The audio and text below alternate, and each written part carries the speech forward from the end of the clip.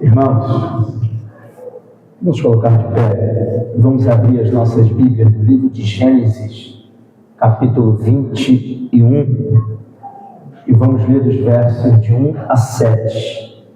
Gênesis, capítulo 21, de 1 a 7.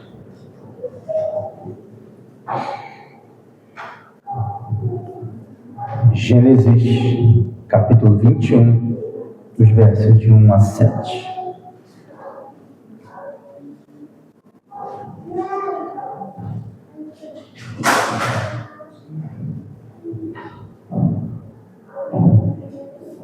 Visitou o Senhor a Sara, como lhe dissera, e o Senhor cumpriu o que lhe havia prometido. Sara concebeu e deu à luz um filho a Abraão na sua velhice, no tempo determinado de que Deus lhe falara. Ao filho que lhe nasceu, que Sara lhe dera à luz, pôs a Abraão o nome de Isaque. Abraão circuncidou a seu filho Isaque, quando este era de 8 dias, segundo Deus lhe havia ordenado. Tinha Abraão 100 anos, quando lhe nasceu Isaque, seu filho. E disse Sara: Deus me deu motivo de riso, e todo aquele que ouvir isso vai rir-se juntamente comigo. E acrescentou: quem teria dito a Abraão que Sara amamentaria um filho, pois na sua velhice lhe deu um filho. Pode se sentar, irmãos.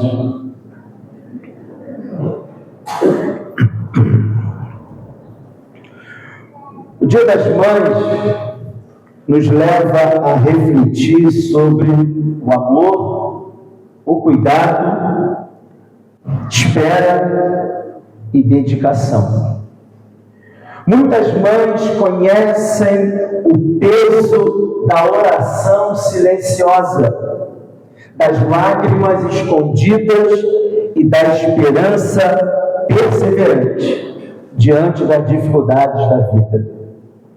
Em Gênesis 21, encontramos uma mãe que esperou longos anos por uma promessa divina. Sara. A história de Sara nos ensina que Deus nunca se atrasa. Aquilo que parece impossível aos olhos humanos é plenamente possível para o Senhor. O nascimento de Isaque não foi apenas o nascimento de uma criança, foi a manifestação da fidelidade de Deus e o Deus da aliança. Em Gênesis 21, marca um momento decisivo na história da redenção. Depois de muitos anos de espera, Abraão e Sara recebem um filho prometido. Deus cumpre exatamente aquilo que havia anunciado anteriormente. O capítulo 21 pode ser dividido em 3 acontecimentos principais. O nascimento de Isaque, nos versos de 1 a 7, a expulsão de Agar e Ismael, nos versos 8 a 21, e a aliança entre Abraão e Abimeleque, nos versos 22 a 34. Nos versos 1 a 7, vemos o foco principal, a fidelidade de Deus em cumprir sua promessa. O Senhor mostra que sua palavra jamais falha. A criança nasce no tempo determinado por Deus e Sara experimenta a alegria depois de anos de dor e esterilidade. Esse texto revela a soberania de Deus. E nos mostra que o nascimento de Isaac foi um testemunho claro de que a igreja existe pela promessa divina e não pela capacidade humana. Diante disso, meus irmãos, o tema que eu quero tratar com os irmãos nessa noite é a promessa divina. O primeiro ponto que eu quero destacar aqui é que Deus sempre cumpre suas promessas. Deus sempre cumpre suas promessas. Veja o que diz aí os versos 1 e 2. O verso 1 começa assim: visitou o Senhor a Sara, como lhe disseram. O texto começa enfatizando algo maravilhoso. Deus fez exatamente como havia prometido. Nada falhou. Sara era estéril. Abraão era idoso. Humanamente falando, tudo era impossível. Mas o cumprimento da promessa não depende da força humana, dependia da fidelidade divina. Deus havia prometido em Gênesis 12, reafirmado sua promessa em Gênesis 15, confirmado sua promessa em Gênesis capítulo 17, e agora cumpre sua promessa no capítulo 21 de Gênesis. Meus irmãos, o Senhor não esquece sua palavra. Deus governa todas as coisas segundo o seu decreto eterno. Nada foge do seu controle. O nascimento de Isaac, meus irmãos, demonstra a providência divina. Gênesis capítulo 21 nos mostra que não existe promessa divina perdida no tempo. Há mães que oram há anos por seus filhos. Há famílias esperando restauração. Há crentes aguardando respostas do Senhor. E esse texto nos lembra que Deus continua fiel. Deus nunca se atrasa. Suas promessas sempre chegam no tempo determinado por Ele. Aquilo que hoje parece demora, para Deus é preparação. O Senhor continua no controle de todas as coisas, trabalhando em silêncio para cumprir cada palavra que prometeu. Por isso, meus irmãos, descanse o seu coração, permaneça em oração e continue confiando, porque no tempo certo a promessa florescerá para a glória de Deus. É justamente isso, irmãos, que tanto Sara como Abraão vão experimentar. Mas o texto ainda continua ensinando para nós outras lições. Em segundo lugar, nós podemos ver aqui que Deus transforma tristeza em alegria. Deus transforma tristeza em alegria. Veja o que diz aí os versos 3 a 6. Ao filho que lhe nasceu, que Sara lhe dera à luz, pôs a Abraão o nome de Isaque. Abraão circuncidou-se a seu filho Isaque quando este era de 8º dia, segundo Deus lhe havia ordenado. Tinha Abraão 100 anos quando lhe nasceu Isaque, seu filho. E disse Sara: Deus me deu motivo de riso, e todo aquele que ouvir isso vai rir-se juntamente comigo. Veja que interessante. Disse Sara: Deus me deu motivo de riso. Eu não sei se vocês sabem disso, mas o nome Isaac em hebraico significa riso. Mas percebam, meus irmãos, que é algo aqui extremamente importante, que não podemos deixar de passar.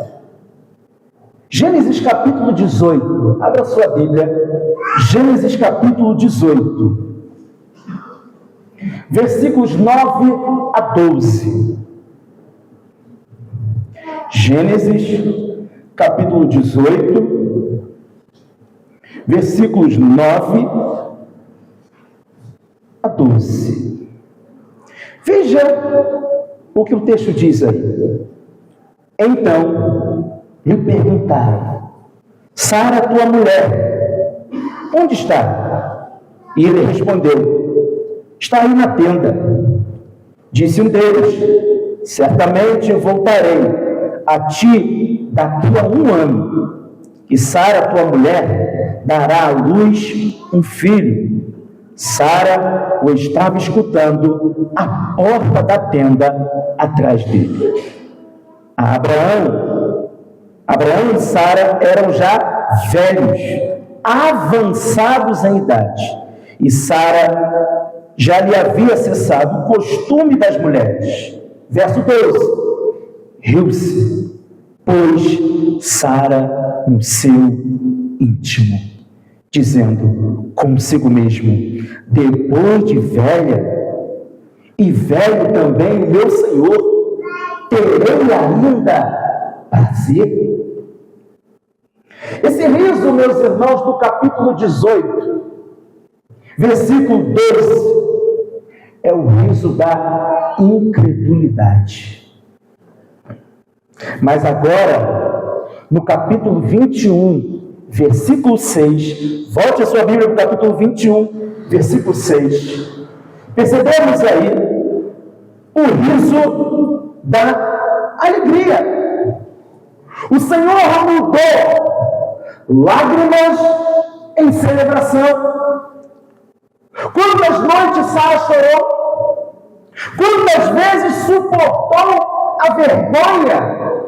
Porque no período bíblico, principalmente ali no Antigo Testamento, a mulher que não desse à luz, não tivesse um filho, isso era uma vergonha. Quantas vezes pensou que nunca aconteceria? Os puritanos, meus irmãos, ensinavam que Deus frequentemente conduz o seu povo pelo vale da aflição antes de levá-lo ao momento de alegria. E é o que Deus fez com Sara. Conduziu ela pelo vale da aflição antes de levá-la para o momento de alegria. O Senhor transformou o choro da tristeza em choro da esperança. O Deus da aliança mostrou que sua palavra jamais falha. Meus irmãos, Deus é especialista em transformar a vergonha em testemunho e a tristeza em louvor. A igreja deve aprender a esperar nas promessas de Deus. Vivemos dias de imediatismo, mas Deus trabalha no tempo dele. Muitas vezes oramos e achamos que Deus está demorando. Mas no verso 6, meus irmãos, vemos que Sara não exaltou a sua força, sua perseverança ou sua capacidade. Ela declarou: Deus me deu motivo de riso. Ou seja, toda a glória pertence Senhor. Sara não tira vantagem nenhuma disso. Ela olha para o milagre que aconteceu na vida dela e ela aponta para o Senhor. É assim, meus irmãos, a nossa vida também. Tudo o que viemos a fazer é para a glória de Deus. Cada conversão, cada restauração, cada porta aberta e cada livramento deve levar a igreja a reconhecer: foi Deus quem fez. Porque é assim que Sara faz. Mas percebam que Sara diz: todo aquele que ouvir isso vai rir-se juntamente comigo. Sabe o que eu aprendo aqui, irmãos, nessa fala de Sara? É que o testemunho do agir de Deus fortalece os outros. O agir de Deus na sua vida vai edificar cada irmão do seu lado. Vai edificar toda a comunidade de fé. Meus irmãos, Sara conhecia a dor profunda da espera, da frustração. Muitas mães hoje carregam preocupações pelos filhos, pela família ou por lutas pessoais. O Senhor conhece cada oração silenciosa e cada lágrima derramada. Sara aprendeu que filhos são dádivas da graça divina. As mães cristãs são chamadas a descansar no cuidado do Senhor e a criar seus filhos no caminho do Senhor. Essa é a missão de Sara, que vai ensinar. Essa é a missão de Abraão, essa é a missão dessa mãe, essa é a missão sua como mãe, de ensinar seu filho o caminho do Senhor. Mas esse texto, irmãos, ainda traz para nós uma terceira e última lição que eu quero destacar aqui. Primeiro, eu falei que Deus cumpre suas promessas, versos 1 e 2. Depois, eu destaquei que Deus transforma a tristeza em alegria, versos 3 a 6. Mas agora, em terceiro lugar, o agir de Deus surpreende além das expectativas humanas. O agir de Deus surpreende além das expectativas humanas. Veja o que diz aí o versículo 7 de Gênesis, capítulo 21. E acrescentou: quem teria dito a Abraão que Sara amamentaria um filho? Pois na sua velhice lhe dei um filho. Sara, meus irmãos, está admirada diante do impossível sendo realizado. Quando Deus age, Ele vai além da lógica humana.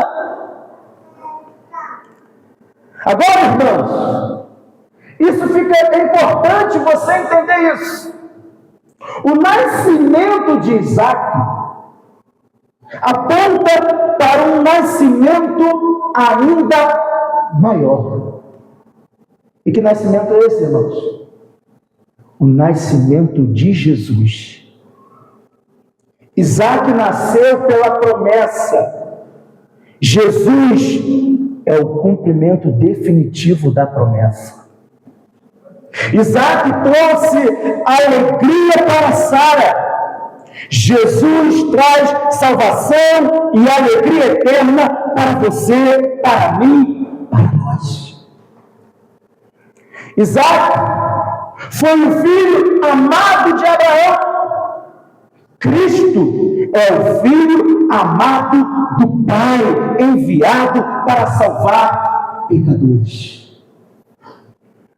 Em Jesus, Deus transforma o riso da incredulidade em alegria de redenção.